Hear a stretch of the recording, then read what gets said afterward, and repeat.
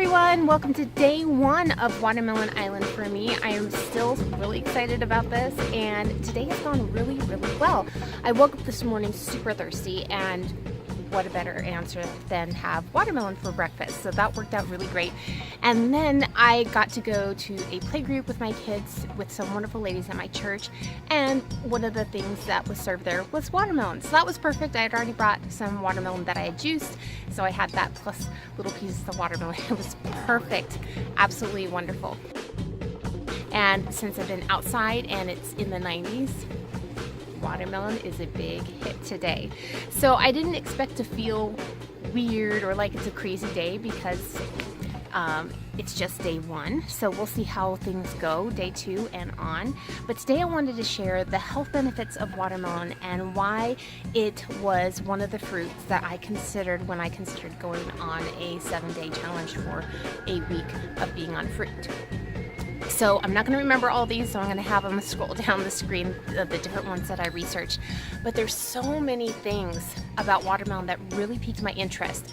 Even though it's 92% water, and we know it's hydrating, that's a great benefit there, it's still chock full of nutrients. Lycopene is one that makes the watermelon red. You'll probably know of lycopene being in tomatoes, but it's in watermelon as well. So let's see some other things. Vitamins A and C, good for your skin and your hair, among so much else. Antioxidants in there. There's even potassium in there. And get this, 1 gram of protein. So there is protein in just about everything that we eat. We tend to think of protein as being something that comes from animal meat or cheese or some other animal product like that. Maybe a lot of people know that nuts contain some of it. People think of fish, that type of thing. Protein is in everything. So if you have a tool like Chronometer, it is super helpful for that and so many other things. We as a nation are on a protein kick, and it's not healthy.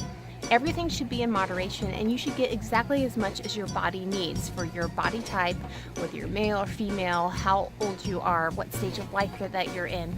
And Chronometer has already done all that math for you. All you have to do is plug in what you eat every day. And this is what I recommend to anybody, no matter what you're eating, no matter what type of meal plan you're following, anything like that, is just plug in what you're eating for 2 to 3 days and see what happens. Do you like the results that you're getting? Are there areas that you need to shore up? And definitely do this for your kids. We want to do the best for our kids, and how can we know that we're doing the best unless we actually take time to look at it and plug it in and see what happens? And if you're deficient in something, I don't recommend going to the drugstore and hoping that the vitamin that you're buying is not a scam. That's not a great way to go through life.